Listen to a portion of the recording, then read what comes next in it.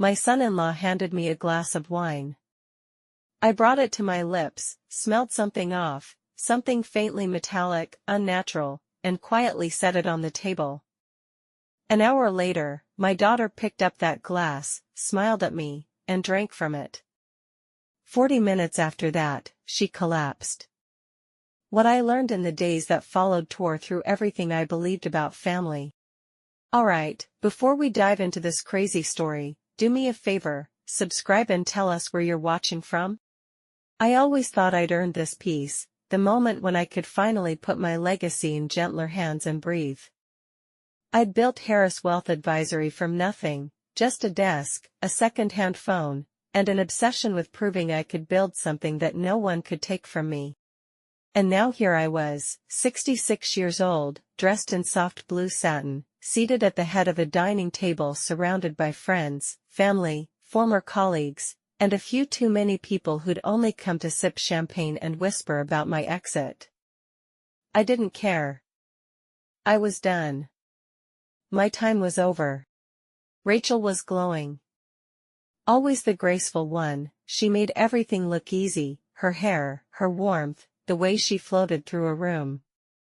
And then there was Simon. Her husband. My son-in-law of 10 years. He had charm. The kind of man who listened more than he spoke, with just enough charisma to make people believe he was humble. But I never fully trusted Simon. He was always watching. Not staring, not inappropriate, just present, like a man rehearsing his next move even when he was smiling. The dinner was in full swing. The chandeliers above cast a soft, amber light across the room, casting shadows just deep enough to blur the edges of people's expressions. The sound of cutlery and laughter created a hum, like a well-oiled machine of celebration. Simon approached me near the dessert course, holding a crystal glass of red wine in that calculated, gentlemanly way of his. A final toast for the woman who built an empire, he said, his voice smooth and unhurried. You deserve this more than anyone. I smiled and took the glass. It was heavier than I expected. The wine shimmered in the candlelight, dark, almost opaque. I raised it to my lips. And paused.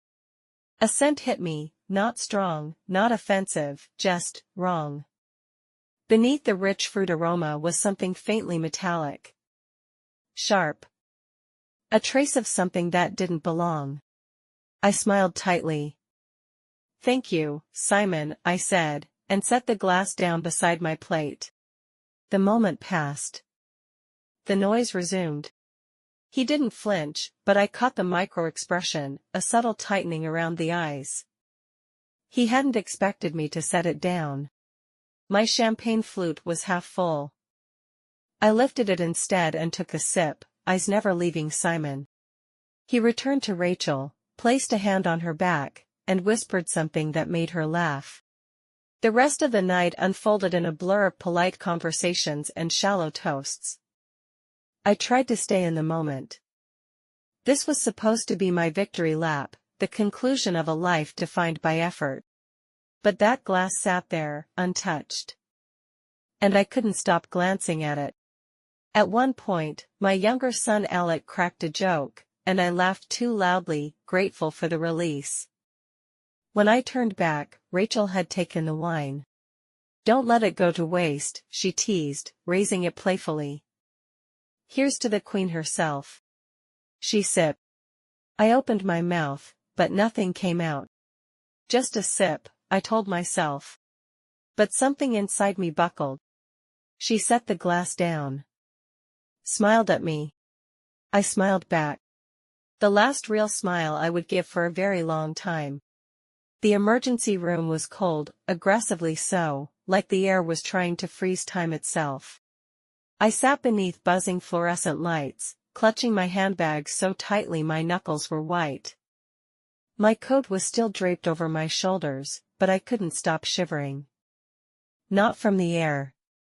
From something deeper. Rachel was behind double doors now, somewhere past the sterile hallway and the nurses with clipped voices and downcast eyes. She had collapsed less than an hour ago, her body jerking violently, eyes rolling back into her skull, limbs stiff as iron. I couldn't forget the sound she made. A sharp gasp that sounded like a gasp and a gurgle at once, followed by silence. Deafening silence. Then the screams started, Alec's wife first, then Alec himself, then me. I was the last one to move. Simon had caught Rachel when she fell, guiding her gently to the ground. He didn't panic. Didn't scream. He just knelt beside her, checked her pulse, and told Alec to call 911. Now, he sat across from me in the waiting room, legs crossed, phone in hand, thumb lazily scrolling through his email. His calm made my skin crawl. The nurse had told us they were running tests. That she was unconscious but stable, for now. They said they were doing toxicology screenings, which no one explained, and I didn't ask. Because I already knew. The wine. That glass. The one I didn't drink. I watched Simon carefully, looking for anything, panic, remorse, concern. But his face was unreadable. His suit, still sharp. His jaw relaxed. Like this was just a minor inconvenience, a meeting that had gone off schedule. I cleared my throat. They said it might be a reaction, I began, testing his response. Something ingested.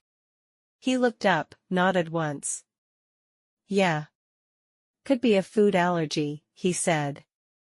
Or maybe a contaminant in the wine. It happens. Rare stuff. Rare. That word. It wasn't the first time he'd used it. On the drive over, he had said, almost casually, I saw something like this back in college. A friend had a similar reaction. It was this rare compound, some weird byproduct in red wine fermentation or something. Freak thing. At the time, I'd been too numb to hear it clearly. But now, in the cold of the waiting room, the words felt sharp. How would you know that? I asked. He smiled, like it was an innocent question. Read a lot. You'd be surprised how many strange cases end up being something minor. But my heart was hammering. Because that wasn't something you say. Not unless you already know what you're dealing with. He leaned back. Rachel's going to be okay. She's strong. That wasn't what the nurse had said.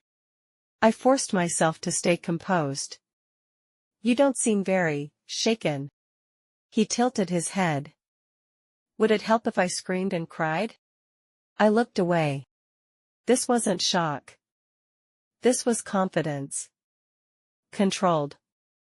Calculated. That wine had smelled wrong. I hadn't imagined it. And the more I replayed the moment, his words, the way he presented the glass, the flicker of disappointment when I set it down, the more certain I became. It wasn't meant for Rachel. It was meant for me. And now my daughter lay unconscious because I had followed a moment of instinct. A half-second decision. The doors opened. A doctor stepped out, mid-40s, blue scrubs, stubble around his jaw. His face was solemn, but not grave. Mrs. Harris, he said, glancing between us. I stood. Simon remained seated. She's stable, the doctor said. Unconscious, but breathing on her own. We're still running tests, but I want to be honest with you, her symptoms point to poisoning. Specifically, something neurotoxic. I didn't react. I couldn't. Simon finally stood up. Poison, he repeated. That's ridiculous. You think someone tried to poison her? The doctor hesitated. At this point, we're not ruling anything out. I nodded slowly. Can I see her? Soon. Give us another hour. The doctor disappeared back through the doors. Simon turned to me, face pale. Do you really think someone tried to harm her? I stared at him for a long time, then said softly, "I think someone tried to harm me." The silence that followed was absolute. Simon didn't blink. He didn't gasp. He just tilted his head slightly and smiled, too polite, too cold. "That's an interesting theory," he said. "But why would anyone want to hurt you?" I don't remember what triggered the memory. Maybe it was the sterile hallway, or the way Simon's calmness felt like a blade pressing against my throat. But while I sat in that hospital chair, staring at a closed door, the past cracked open like an old bruise. It had been a rainy Tuesday afternoon, just 4 days before the dinner. Rachel had come by unexpectedly, unusual for her. She usually texted, confirmed, made sure I wasn't on a call or in the middle of one of your legendary spreadsheets, as she liked to joke. That day, she just showed up. She wore one of Simon's old hoodies. No makeup. No jewelry. Her hair was tied up in a messy bun like she'd pulled it back in a rush and forgotten about it. "I just wanted to sit somewhere quiet," she said, shrugging, as if she hadn't said everything with her eyes. I poured tea. Jasmine for her, black for me. We sat on the sun porch and watched the rain fall against the glass, and for a while, she said nothing. Then, softly, she asked, "Do you ever feel like someone's always watching you?" I frowned. "What do you mean?" She laughed, but it didn't reach her eyes. "Forget it." I sound paranoid. But she didn't. She sounded tired. I pressed gently. "Is this about Simon?" She hesitated just long enough to tell me everything. "He's been different lately," she said. "Not angry, not cruel. Just present. In every room. In my emails. In my calendar. He finishes my sentences. Checks my location without asking. I tell myself it's nothing, but I can't shake this feeling." I wanted to say something comforting. Something wise. But instead, I sipped my tea and told her that sometimes relationships go through tight seasons. That maybe he was just being protective. She nodded. Accepted it. Even smiled. And I hated myself for that smile now. Because I'd seen it, the truth in her eyes, even then. The way she flinched when her phone buzzed. The way she looked at the door, like he might walk in at any moment. She hadn't come for tea. She had come for help. And I had served her denial in a porcelain cup. Now, sitting in that freezing hospital hallway, I realized just how badly I had failed her. Eleanor Harris, the woman who read contracts for fun and once spotted a $12,000 accounting error in the footer of an annual report, had missed the warning signs in my own daughter's voice. I closed my eyes. I remembered another thing. A month ago, we were at dinner, and Simon had made some offhand comment about merging Rachel's department into his for efficiency. Rachel's smile had faltered. Just for a split second. But I remembered it.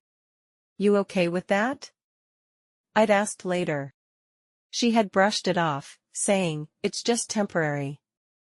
He thinks it'll streamline communication." But now I saw it clearly. The pattern. Simon was absorbing her. Erasing the space around her until there was no line between her life and his agenda. And I had watched it all like it was someone else's show. The guilt was a physical thing now, curled in my chest like a fist. Every memory of their courtship played back in high definition, how charming he had been, how polished. How Rachel had glowed around him. How relieved I'd been that she found someone strong enough to support her. But strength in a man like Simon wasn't what it seemed. Strength in men like him was always quiet. Always strategic. Always invisible, until it was too late. I stood and paced the hallway. My heels clicked on the tile like gunshots. Nurses passed, frowning. I ignored them. The truth was forming now, terrible and undeniable. Simon had wanted me to drink that wine. He had smiled when he handed it to me. He'd rehearsed it. And when I set it down, he didn't flinch. But when Rachel picked it up, that wasn't the plan.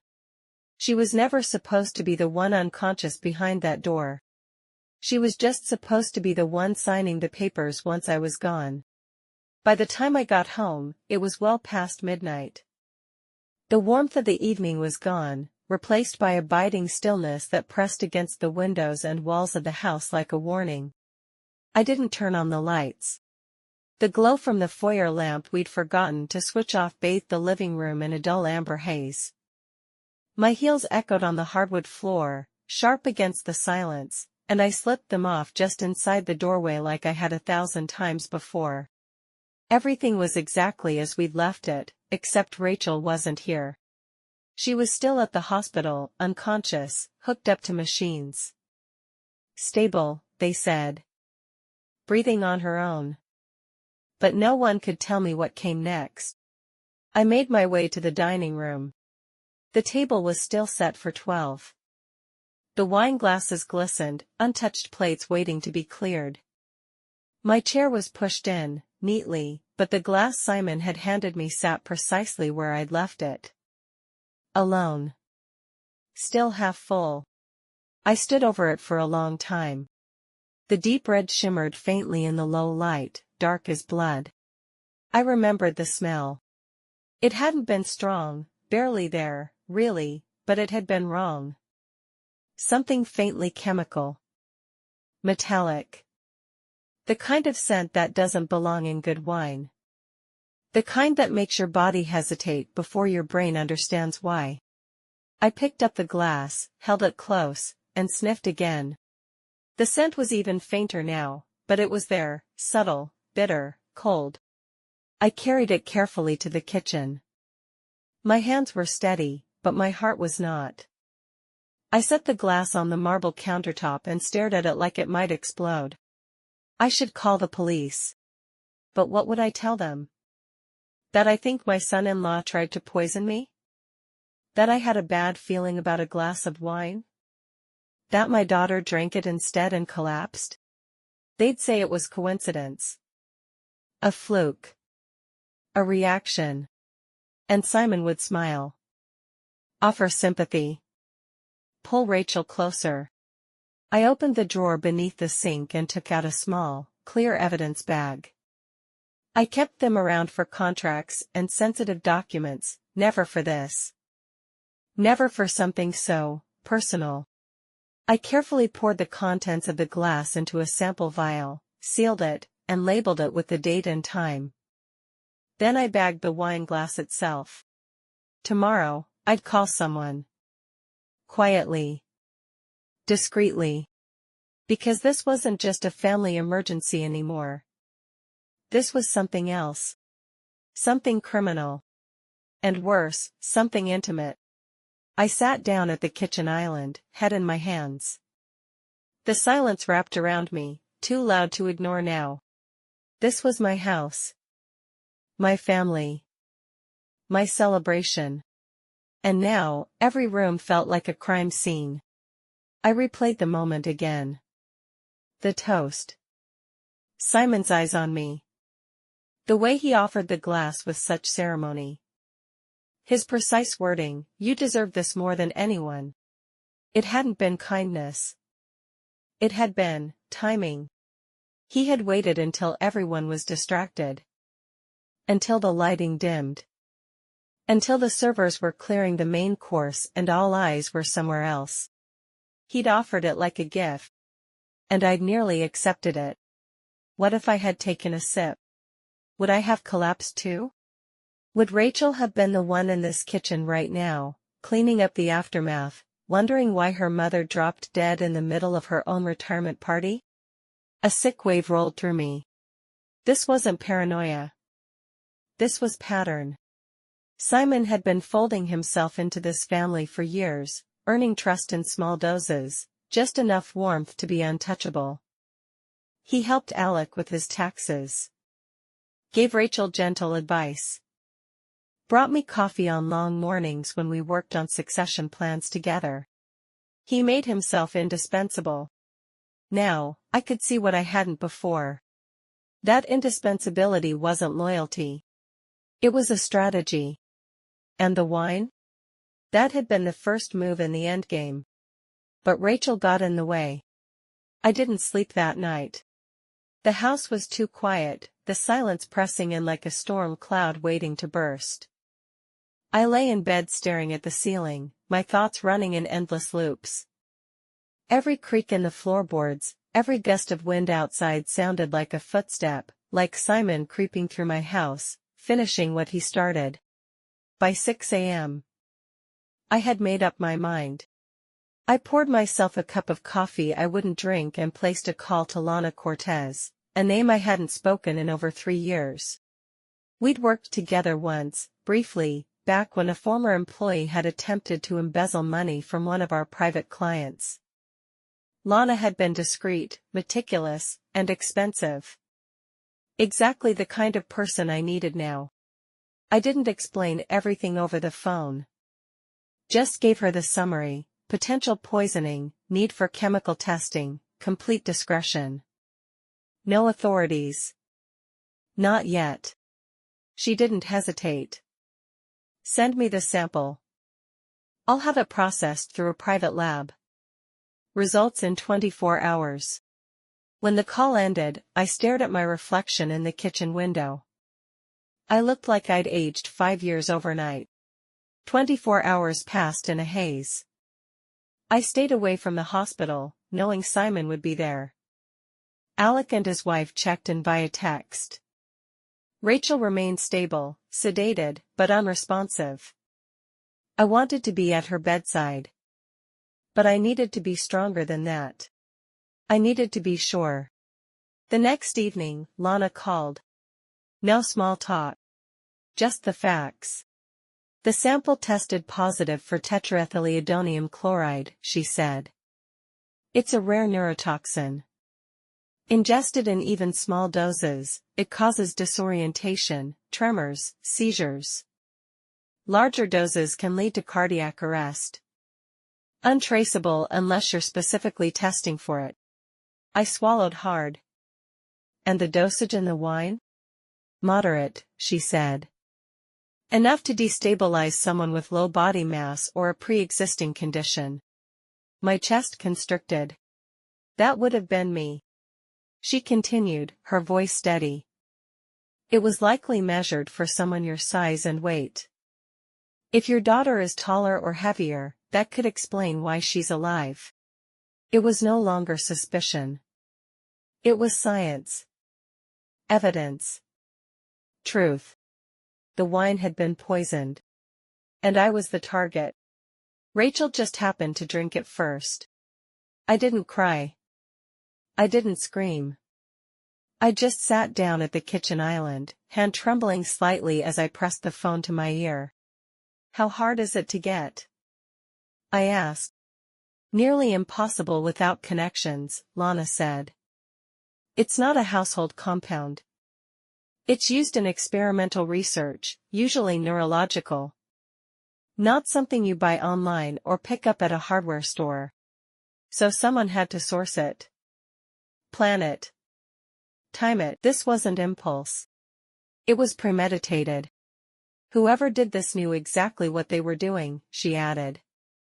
And they were close enough to know your health profile. Your weight. Your habits. Even your preferred drink. The blood drained from my face. I remembered something else, something seemingly benign, forgotten until now.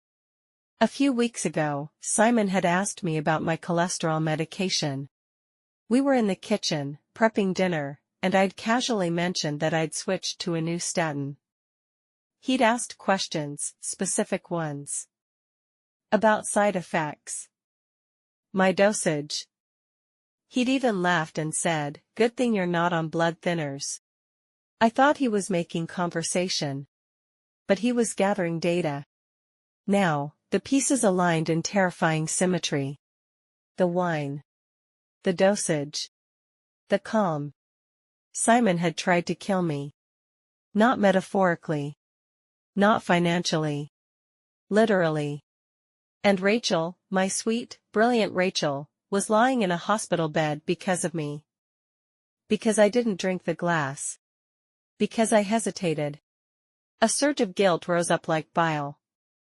If I'd just accepted the toast, played my part, she wouldn't be there. She wouldn't have to suffer through this, recover from this. But that guilt turned quickly into rage. He did this. He planned this. And he smiled while I almost died. I stood, heart pounding, and crossed to the small safe in my study. Inside, I pulled out Rachel's trust documents, company ownership agreements, succession plans. Simon's name appeared far more than I remembered. Small roles. Silent shares. Emergency access. He'd been weaving himself into everything. But what he didn't count on, what none of them ever counted on, was that I've survived worse. I buried a husband. Built an empire. And I wasn't going down over a glass of wine. I didn't confront him.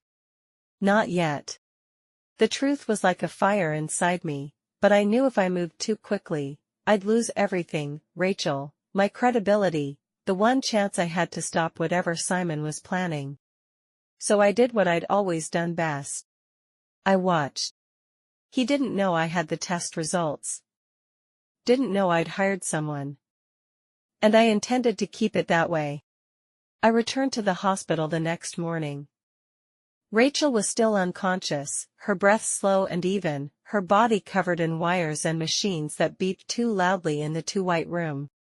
Simon sat by her side, hands folded on his lap, a book open but unread in his hands. When he saw me, he stood. His eyes flicked to my expression, calm, unreadable, and for the first time, I saw a flicker of caution in him. Still no change, he said quietly. They're going to try easing off the sedation today. I nodded. That's good. She's strong. He gave a soft smile. She gets it from you. He believed we were still playing house. Still stuck in the roles he helped script. But the curtains were lifting. We spent 20 minutes in silence by her bedside before I excused myself, claiming I needed to speak with a nurse. Instead, I slipped into the hallway and texted Lana. I want everything on Simon's last 90 days. Travel, finances, phone records, business meetings. Quietly. Lana, already started. Found something you'll want to see. We met that afternoon, in the parking lot of an abandoned strip mall 2 towns over. Paranoia, I didn't know I was capable of driving every choice.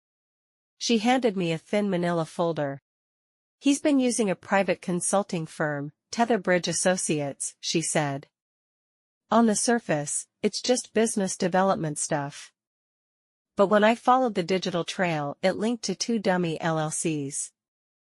Both recently opened in Delaware. She flipped open the folder. The addresses are fake. The signatories? Guess who?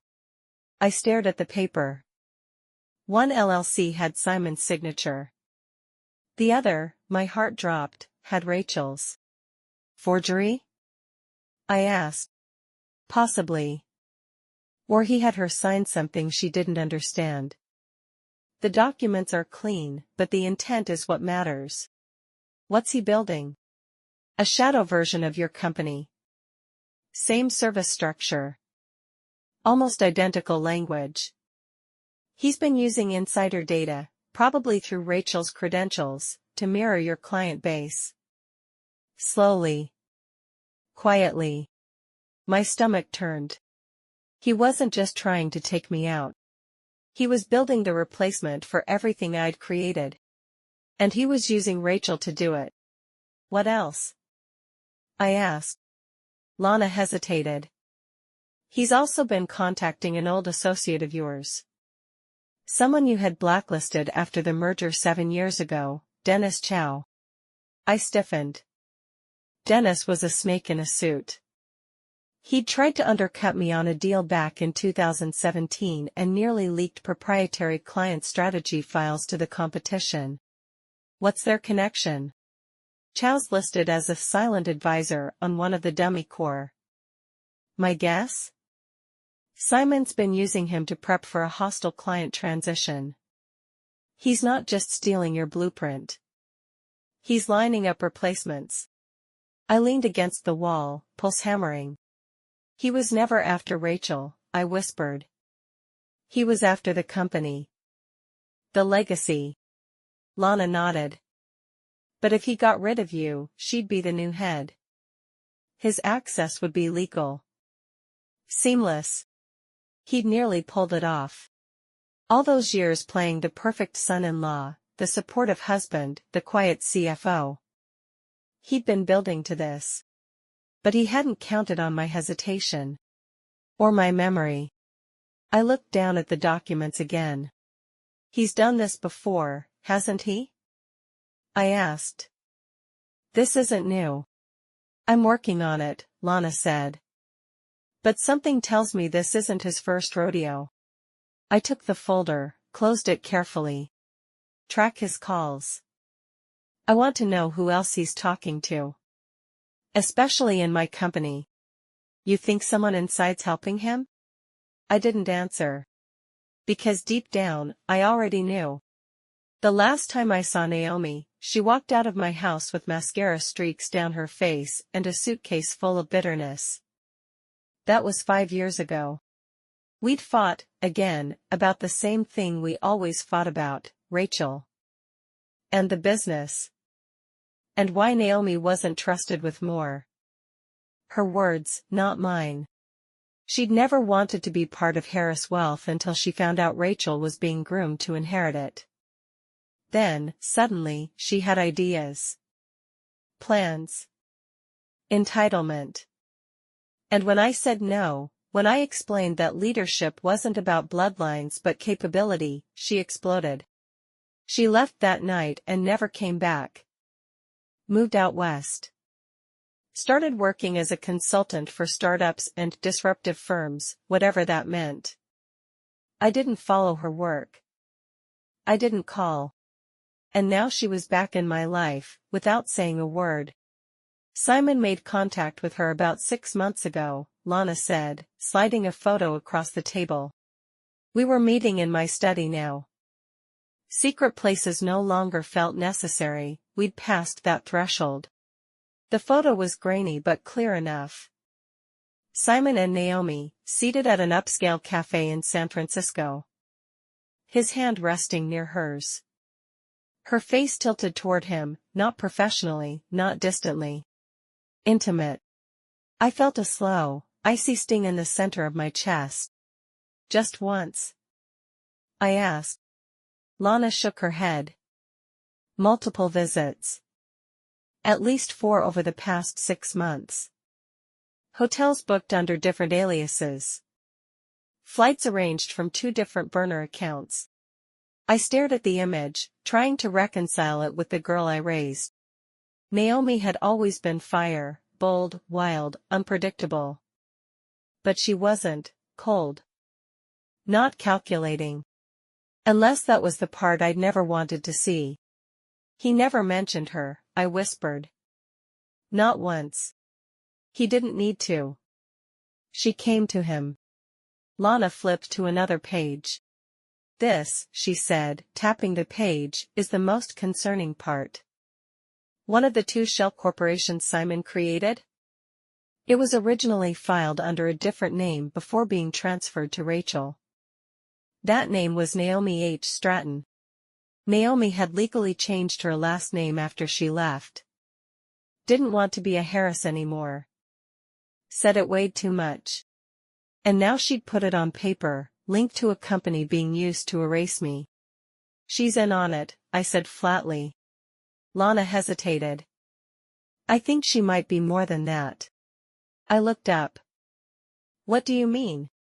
She turned the folder toward me. Emails. Timestamped. Recovered from one of the digital trails Simon had failed to scrub. He's not just working with her, Lana said softly. He's reporting to her. It hit me like a thunderclap. Naomi wasn't the sidekick. She was the architect.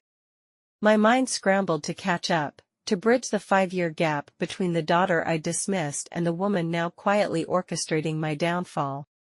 Why? That was the question that clung to everything now. Why now? Why her? Why with him? And then I remembered. A voicemail from Rachel, maybe 2 months back. She had been flustered, a little annoyed. Said Naomi had called her out of the blue. Said they talked about healing, about moving past things. Rachel had invited her to the retirement party. I think she's changed, Rachel had said. Maybe she just needed time.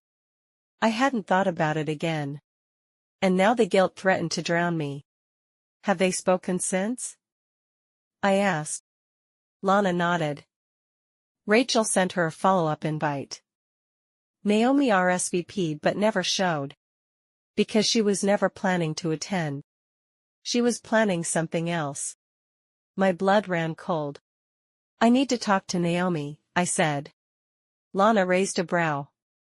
You sure that's wise? No, I said. But it's necessary. Because this wasn't just about Rachel anymore. This was about a daughter I pushed away. A daughter who came back not for love, not for forgiveness, but for vengeance. Her name was Ivy Tran. She had worked for my company for nearly 8 years, most of them quietly, faithfully, in the legal department, handling compliance filings, contract reviews, internal audits. The kind of employee you forget about until you need them. She resigned a month ago, citing a family relocation. No fuss. No drama. And now she was sitting across from me in a booth at a small cafe 2 towns over, her hands wrapped around a mug of chamomile tea she hadn't touched. Her eyes darted toward the windows every few seconds. She looked like someone who'd finally decided to stop lying to themselves, but wasn't sure what that meant yet. I wasn't going to reach out, she said. I kept telling myself, it's not your problem anymore. You left. But it's been eating at me. I didn't speak. I let the silence pull the truth out of her. It started small, Ivy said. Simon would ask for things, not directly, but through Rachel. She'd say, Simon needs access to the quarterly filings, or, can you forward the non-compete drafts to Simon for review? It all felt harmless.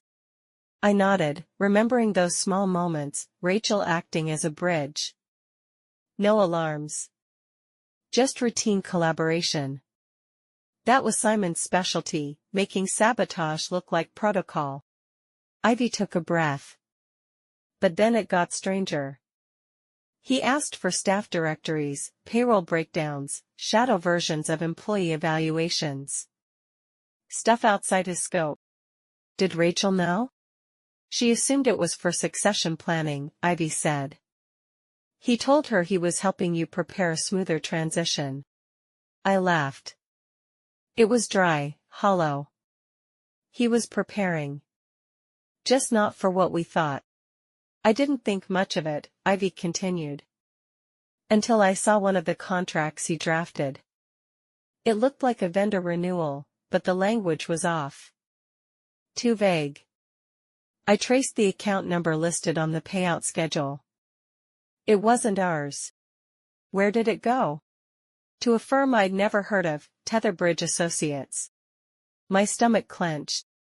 Ivy noticed. You've heard of it. It's one of the shell companies Lana found. Simon's using it to funnel resources. Ivy nodded grimly. That's when I knew something was wrong. I pulled old access logs.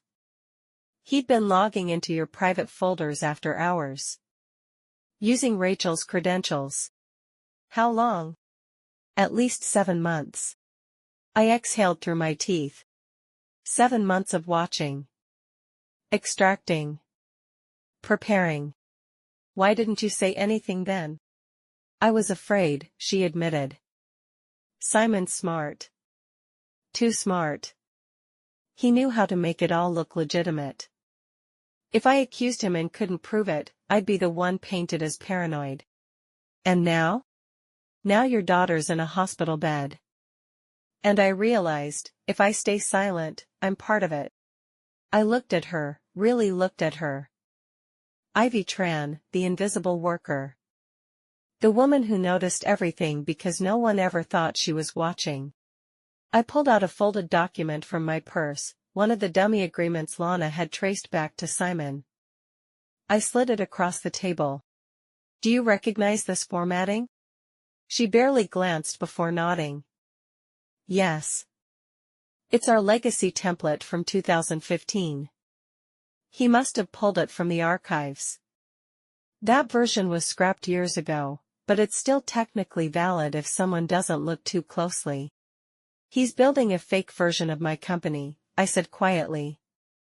And he was going to use Rachel to legitimize it once I was out of the picture. Ivy nodded. He's almost ready. That hit like a stone.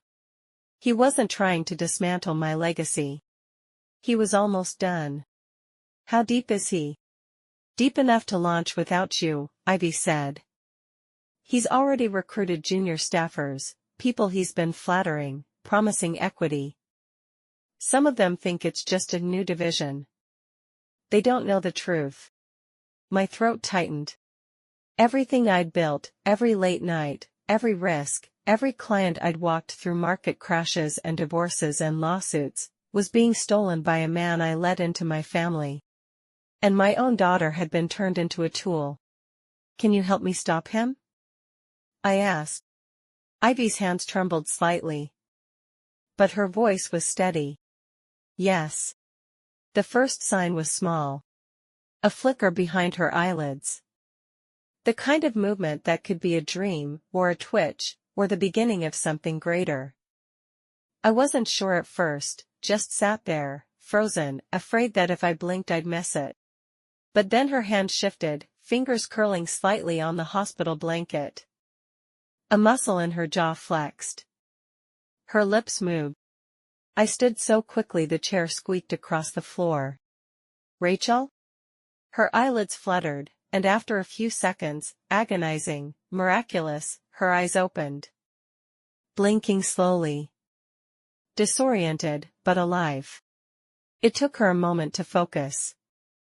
When she did, she stared at the ceiling for several long seconds before her gaze drifted toward me. She tried to speak, but her throat cracked.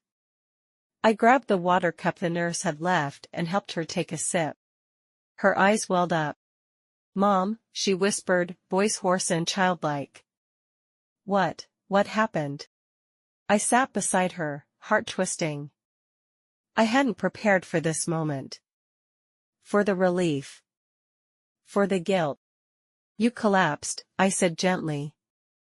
During the dinner. You've been unconscious for 3 days.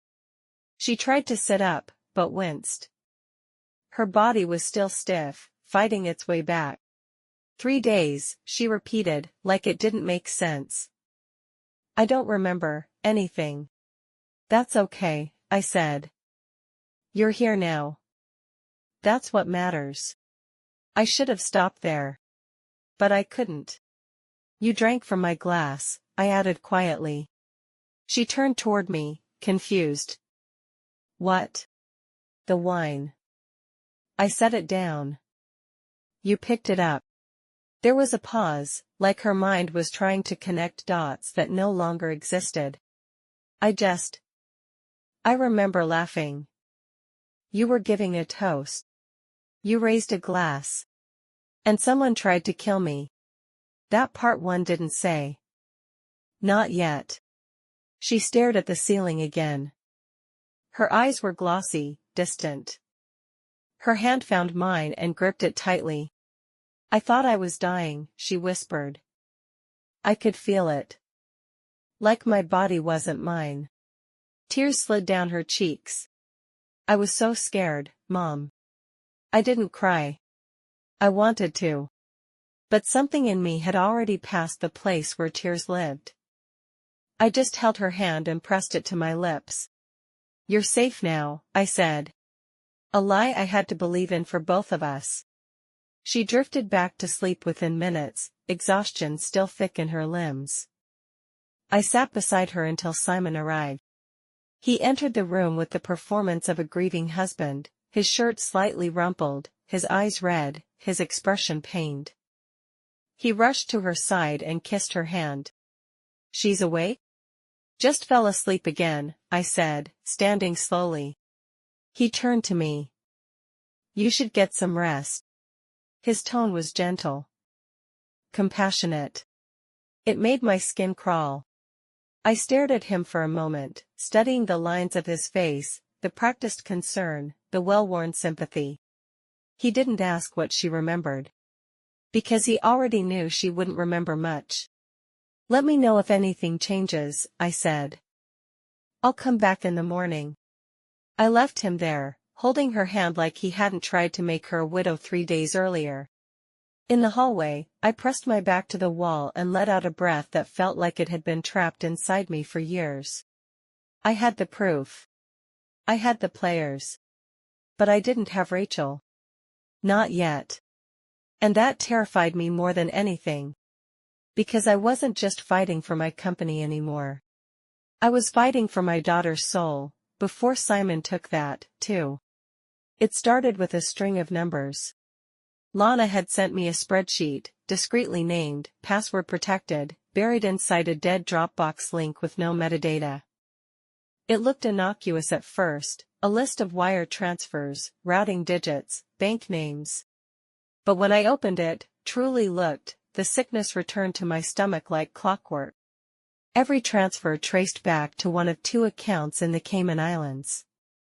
Quiet accounts. Offshore. Hidden behind anonymous holding companies. But not invisible.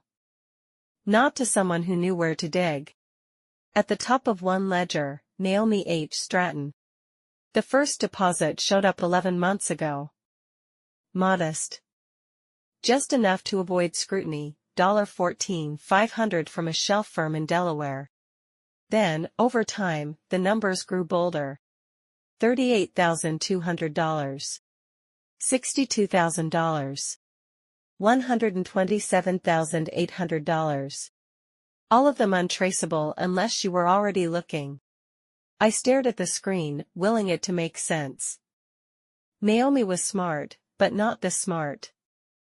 Not the kind of person who could engineer offshore routing structures and layer them across 4 countries. That required infrastructure. Collaboration. That required Simon. The second account, tied to a firm named Solina Equity, was harder to trace. But Lana had uncovered just enough. Someone had filed a digital signature matching Simon's pseudonym on 2 real estate documents tied to that same account. Different names. Same game. This wasn't just betrayal. This was laundering. This was theft. I picked up the phone and called Lana. "How much do they have?" I asked, skipping pleasantries. "At least 1.7 million, she said. "That's what we can prove." "Could be more, there's a chance they've already begun converting it into assets." "Properties?" 3 so far. 2 under Naomi's name in Oregon. 1 in Utah under a corporate trust. All cash purchases. My hand tightened around the phone. "They're building a life," I said slowly. "Away from here. Away from us." "They've already started," Lana confirmed. "My guess is, this was never about the company, not fully." That was the cover. They wanted the assets. The clean exit. Once you were gone, they'd cash out and disappear. My throat tightened. The company. My legacy. Rachel. None of it had been the end goal. I was the obstacle, the final domino standing between them and a sanitized, well-funded future. "Naomi's still radio silent," Lana added. "No online movement. No cell activity on the number I tracked." She's either laying low, or waiting. Waiting for what? I asked. For you to break. I closed the laptop and sat back in my chair. There was a time, not long ago, when I might have forgiven Naomi. When I might have reached out, begged her to come home, offered her a second chance. But that version of me had died the moment I saw my daughter's body convulsing on the dining room floor. This wasn't rebellion. This wasn't estrangement. This was annihilation.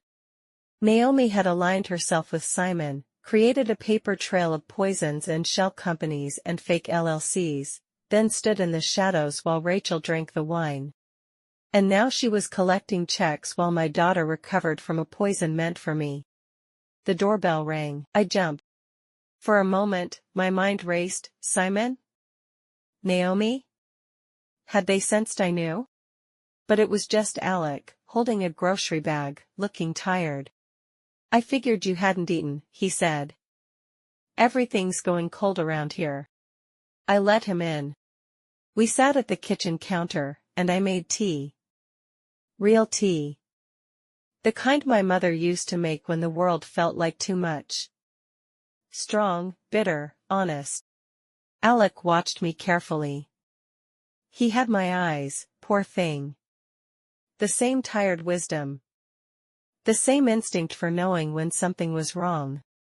You've got that war face on, he said. What's going on, Mom? I hesitated. Then I slid the spreadsheet across the counter. This, I said, is what's going on. He stared at it, jaw tightening with every scroll. Naomi? He asked softly. Why would she? She's not alone, I said. Simon's been in this with her from the start. They've been funneling money, prepping an exit, setting up a shell version of the company. He rubbed his face, the realization crashing in. Does Rachel know? Not yet. A pause. When are you going to tell her? When she's strong enough, I said. When she can stand the weight of it without crumbling. He looked at me like he wanted to argue, but then nodded. We drank the tea in silence. And in that silence, I made a decision. It was time to stop watching. It was time to act. I told no one about the plan. Not Alec. Not Lana.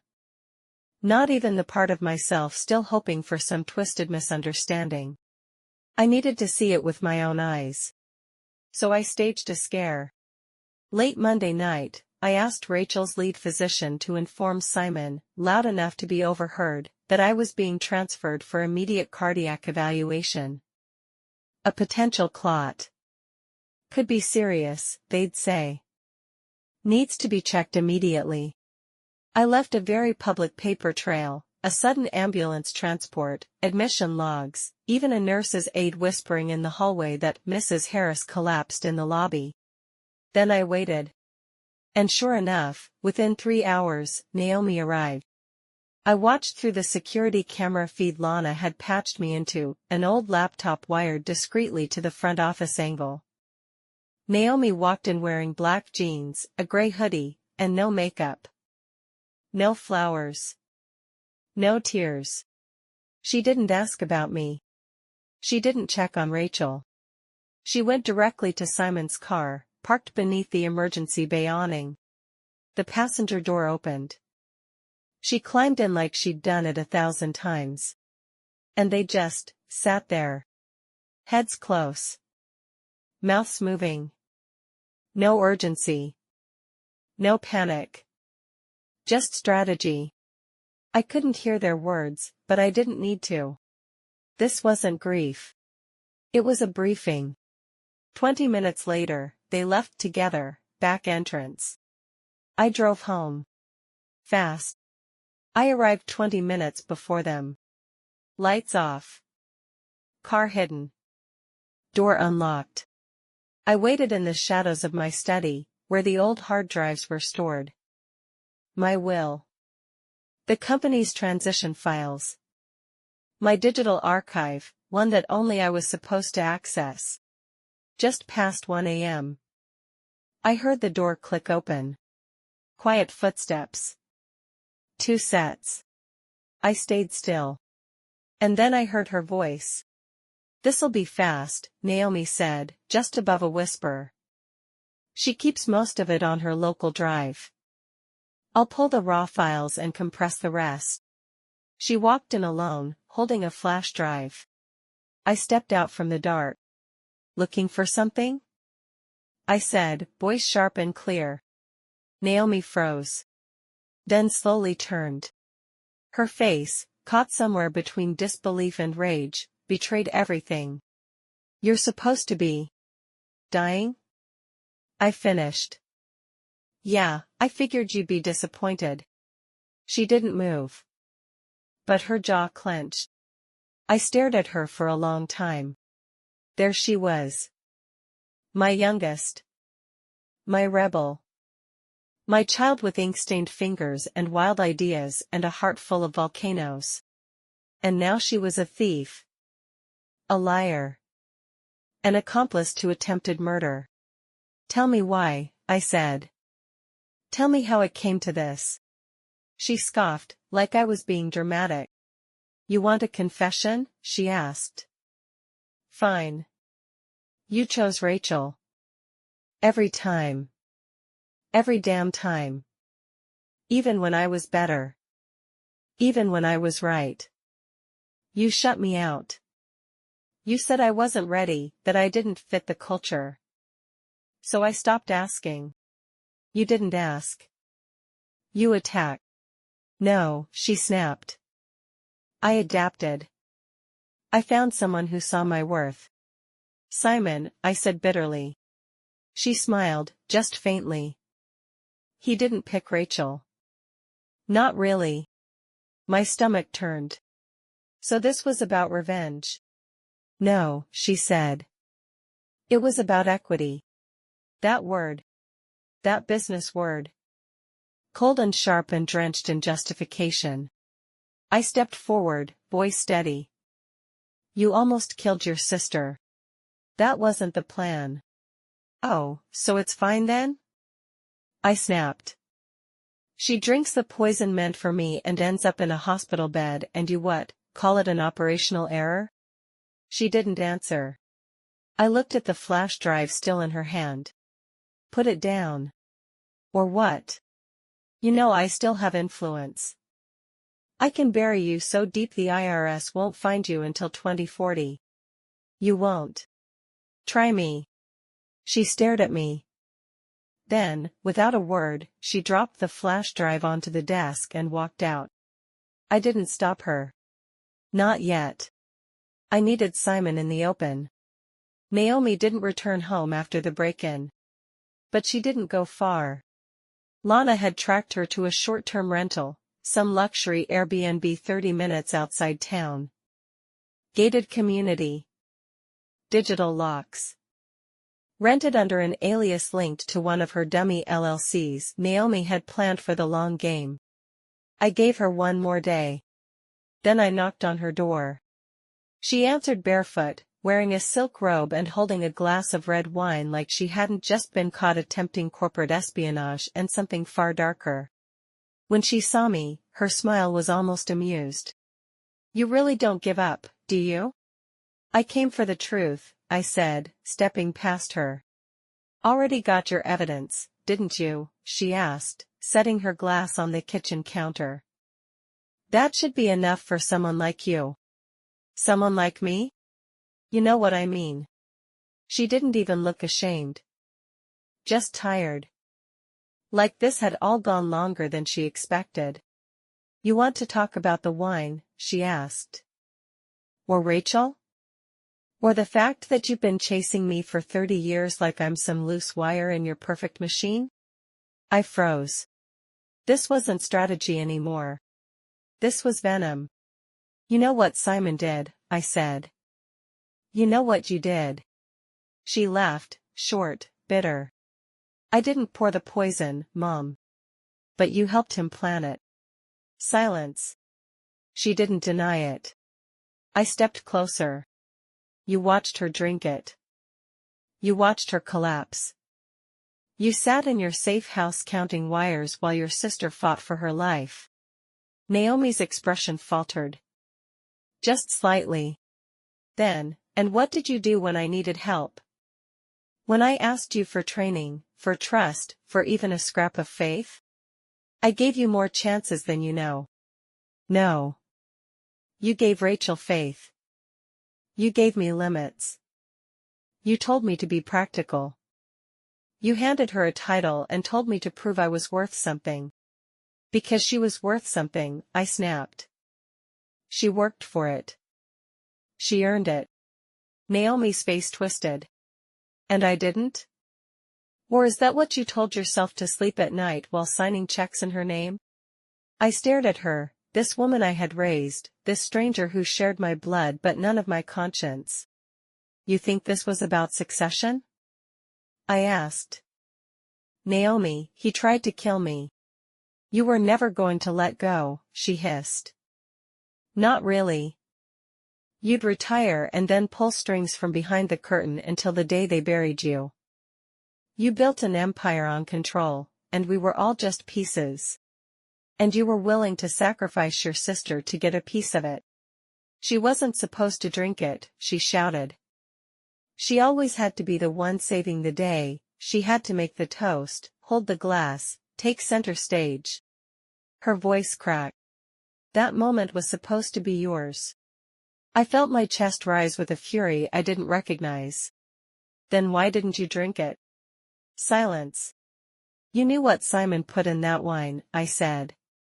And when you saw me set it down, you let her drink it. You let it happen. Tears welled in her eyes. She was never supposed to get hurt, she whispered. She was just supposed to step aside. That's all. I stepped back. What I saw in Naomi wasn't madness. It was emptiness. A woman who had convinced herself for so long that she was owed something, she no longer understood the difference between justice and vengeance. You've lost everything, I said softly. The money. The company. Rachel. Me. Naomi's face hardened. You can't destroy me, she said. You can't undo who I am. I don't have to, I said. You already did that yourself. I turned and walked to the door. Her voice followed. She was never stronger than me. You just never looked close enough. I paused at the threshold. You're right, I said. I didn't. And then I left her there, surrounded by glass and silence and everything she thought she'd won. Simon came to the house unannounced. It was early evening. The sun hovered low behind the trees, casting golden bars of light across the floorboards of my sitting room. The air was still.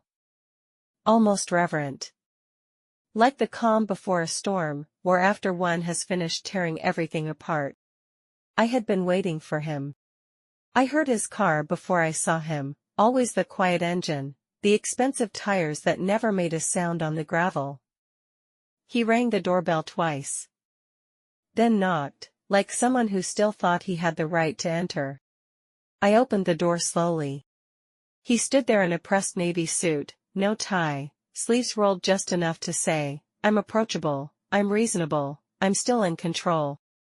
Eleanor, he said with that half-smile he always used when he was masking something. We should talk. Yes, I replied, stepping aside. We should. He entered like he owned the space. Like the walls still recognized him. His eyes scanned the room, reading every detail. Calculating. Measuring. Rachel's awake, he said. She's asking questions. She'll have answers soon enough. He looked at me, closely, sharply.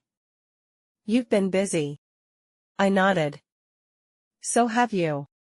There was a pause, thick with tension. You poisoned me, I said calmly, like it was a line in a script I'd rehearsed too many times. He didn't flinch. Didn't deny it. He simply sighed and walked to the bar cart near the fireplace. Glass of wine, he offered, his tone laced with irony.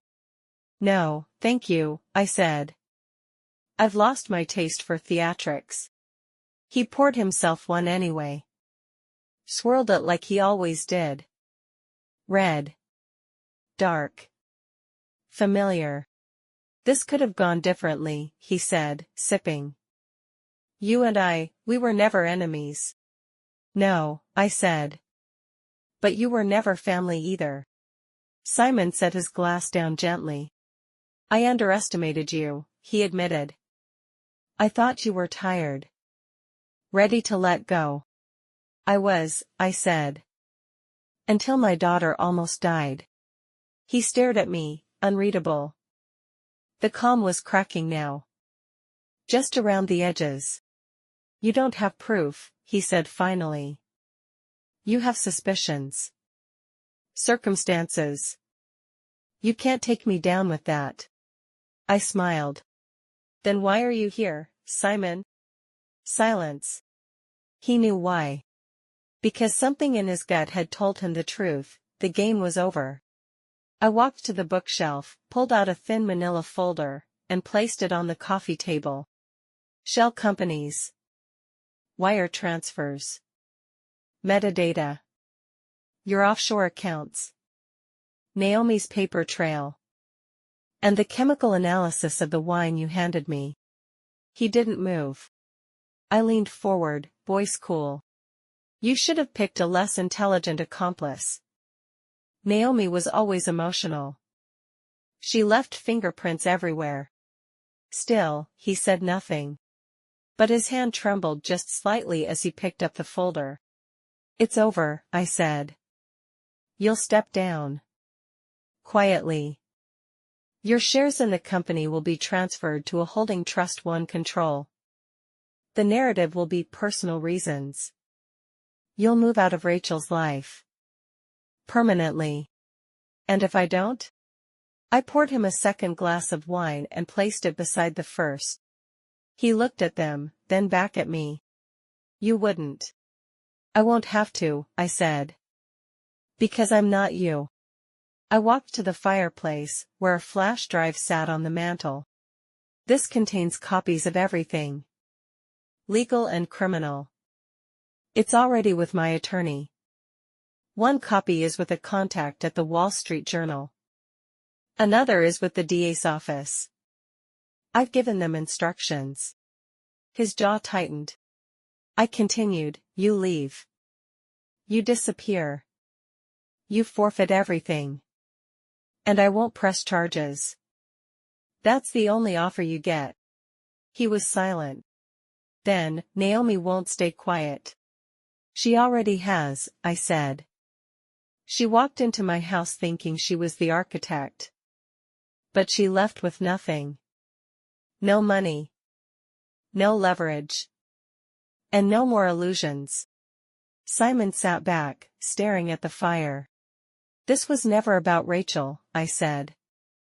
She was just the safest path to power. But you overplayed your hand. You underestimated instinct.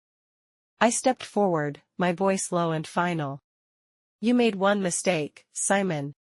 What's that? You handed me the glass. He didn't answer. He simply stood, took both glasses of wine, and emptied them into the sink. I'll be gone in 72 hours, he said. And then he left. No goodbye. No apology. No plea. Just a silent, calculated exit. The kind cowards make when they know the door won't be open again. Rachel was sitting by the garden window when I arrived. The hospital had discharged her 2 days ago. She moved slowly, spoke softly, but the color was returning to her face, along with something else, a quiet vigilance in her eyes. Like she was relearning what was real and what wasn't. She was wrapped in one of her favorite old shawls, pale green, the one she used to wear while studying for her CFA exams in college. She always said the color helped her think. I brought tea, but neither of us drank it. I know you're hiding something, she said without looking at me. I sat beside her. I'm not hiding. I'm waiting. For what? For you to be ready to hear it.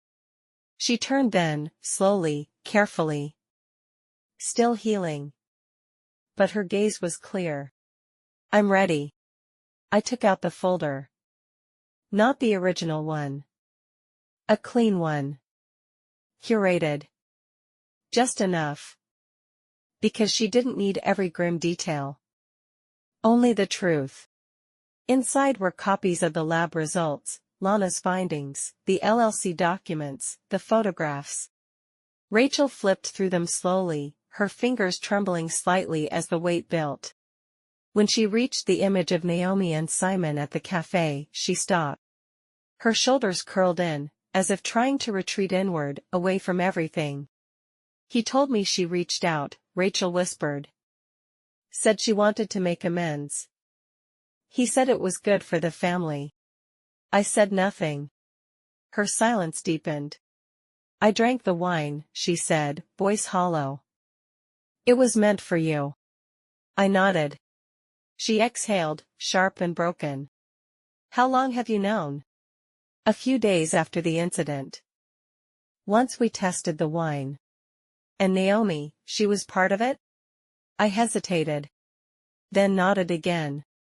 Rachel's eyes welled, but no tears fell. I defended him, she said. To Alec. To Naomi. To you. I told everyone he was careful, measured. I thought that meant safe. It meant calculated. A long silence passed between us. Heavy, but not empty. What happens now? She asked. That's up to you, I said gently. Simon stepping away. Quietly. His assets are frozen. The company's safe, for now. And Naomi? She's gone. Will you press charges? I looked at her. Would you want me to? Rachel shook her head. No, she said. That would make it real. It is real. I know, she whispered. But I need it to feel like something that's over. Not something that keeps bleeding into every day. I understood. We were both rewriting the narrative now, her of her marriage, and me of my motherhood. I should have seen it, she said. No, I said. I should have. She looked at me then, really looked, and there was something like forgiveness in her eyes. Not full, not yet. But starting. I believed in him, she said. Every word. Every promise. Every fake kindness. That doesn't make you weak, I said. It makes him dangerous. Rachel folded the folder closed and set it on the table beside her. I need to rebuild. You can. She wiped her eyes. Took a breath. I want to come back to the company, she said, her voice trembling. But on my terms. Not yours. Not Dad's. Not the ones we made 10 years ago. I smiled. Good. She turned toward the window again. Outside, the garden swayed softly in the breeze. Autumn had begun, slowly, quietly. The leaves hadn't turned yet, but the air smelled like change. I never thought I'd be grateful for a glass of wine I didn't pour, she said. Neither did I. We sat in silence, watching the day settle into dusk, and for the first time since it all began, I felt something like peace. Not justice. Not triumph. But survival. It rained the morning I signed the final transfer documents. Not a storm, just a slow, steady fall, the kind that seemed to wash the edges off everything. The papers were thick with legal language, but the meaning was simple. Simon was out. Quietly, cleanly, and permanently. He'd relinquished every share, every shadow of influence. He disappeared from the company without a whisper, just as I instructed. His official statement cited health reasons and a desire to pursue other ventures. He didn't fight it. Because he knew I had the bullets, and I was prepared to fire every last one. Naomi vanished, too. No calls. No messages. No trace of her since that last night in the rental. A part of me kept expecting her to show up, to throw one last dagger, to beg for some twisted kind of forgiveness. But she didn't. In the absence of her voice, I heard my own more clearly. I wasn't blameless. I had hardened, drawn lines too deep in the sand. I had confused control for protection, silence for strength. Naomi hadn't been born broken, she'd been shaped by years of trying to prove herself in a world I built too rigidly. I would carry that. But I wouldn't let it excuse what she became. And Rachel? Rachel was healing. Each day she walked a little steadier, spoke with more clarity, re-entered her own life like a woman shedding a second skin. The trust would take time. Between us. Within herself. But it was there now, like sunlight behind a gray sky, soft, persistent. We returned to the office together one morning in early October. I watched her step into the lobby in heels she hadn't worn in months, hair pulled back, eyes sharp. The employees clapped. Hugged her. Some cried. She gave a short speech, gracious, simple, firm. Then she took her place in the executive suite. Not mine. Not Simon's. Her own. The company didn't crumble. It rebalanced. And so did we. The headlines never came. No scandals. No court filings. No exposés. Because Eleanor Harris doesn't air her wounds in public. She bandages them, stitches them tight, and keeps walking. Still, I couldn't help but revisit the night of the party in my mind sometimes. That moment. The weight of the glass. The scent. The choice. I could have died. But I didn't. I survived the fall meant for me. And I rose through the ashes it left behind. One afternoon, I sat in the sunroom with Rachel, both of us working quietly, papers scattered, laptops open. Ivy dropped by to deliver an update. Alec texted a photo of the twins in Halloween costumes. It was all quiet. Ordinary. Sacred. Rachel looked up from her laptop. You ever think about it? She asked. That night? All the time, I said. She sipped her tea. Then, what would have happened if you drank it? I looked at her. I wouldn't be here. She nodded, lips tight. Then she whispered, I'm glad you didn't. I reached across the table and took her hand. So am I. There were scars, yes. Things we'd never fully talk about. Pain we'd carry in invisible places. But there was life, too. And that had to mean something.